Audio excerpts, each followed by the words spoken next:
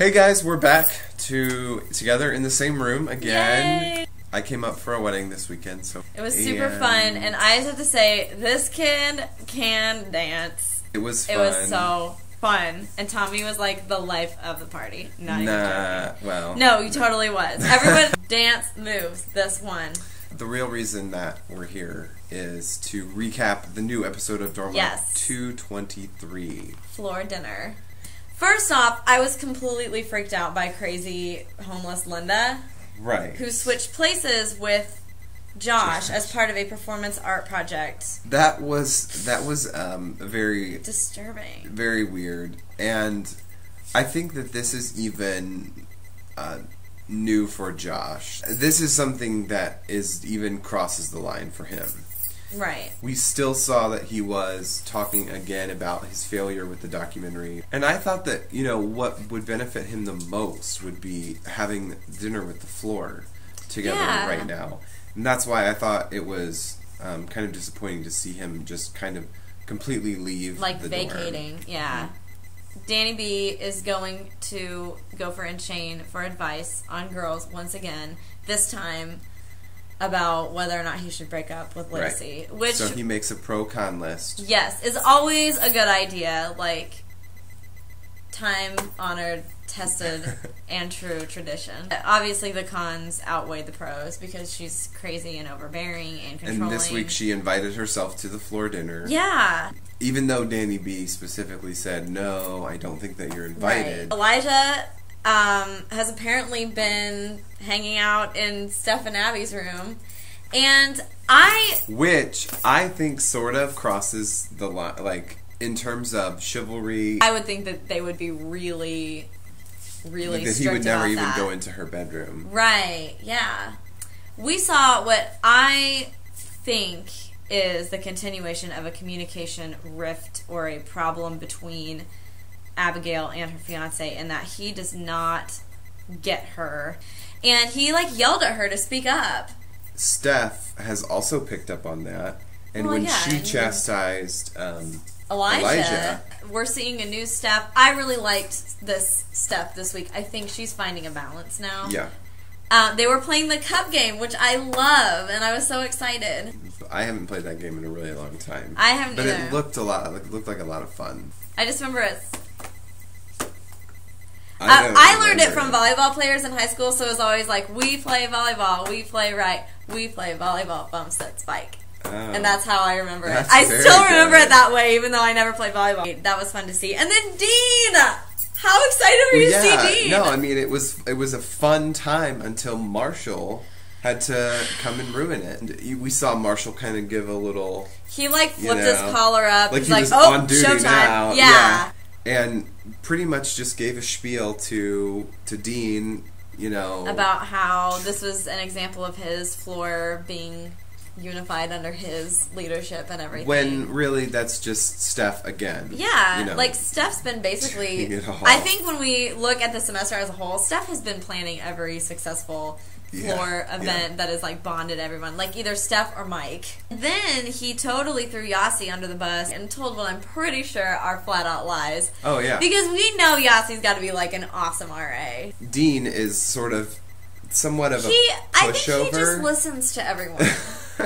Can I make a prediction? Yes, please do. Okay, my prediction is that Marshall will win RA of the Year, but news of his embezzlement will finally be revealed, and then the award will be taken away from him.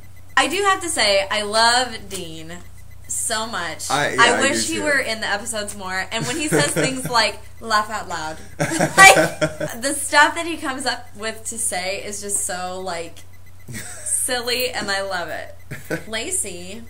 Danny B finally stands up and...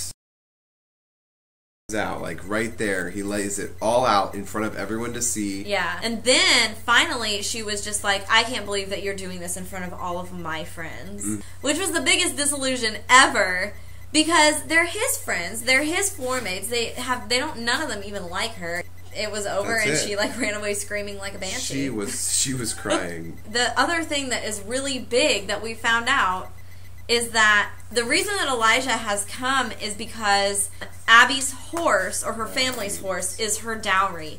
And without the dowry, it's not honorable to get married.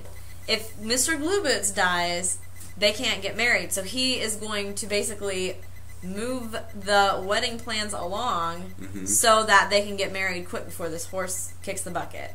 To which I say, Gopher, kill the horse. I never thought I would ever say in my life, please kill an animal, because I love animals.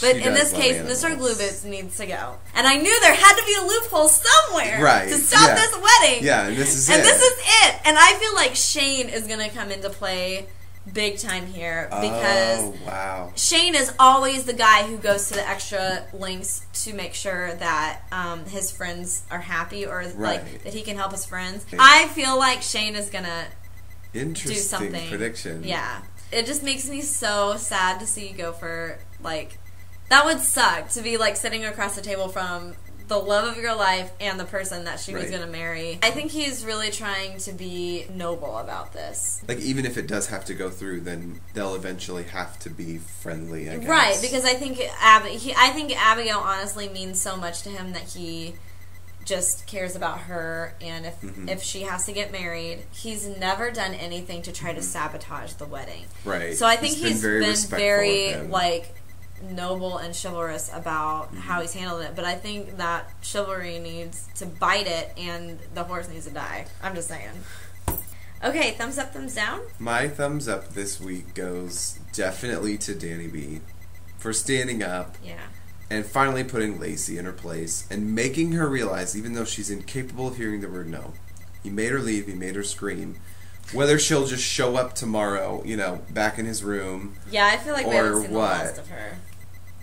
I'm going to give my thumbs up to Danny B, because I think that he finally was very direct with Lacey, which we've seen him have problems with in the past. I think that was the only way that he could do it, was in front of everybody else. He needed the support of everyone else. Yeah, I think he needed, and I think honestly he needed witnesses. It's good that everyone saw exactly what happened, so they know that they need to put kind of like a restraining order on her on the floor as a whole.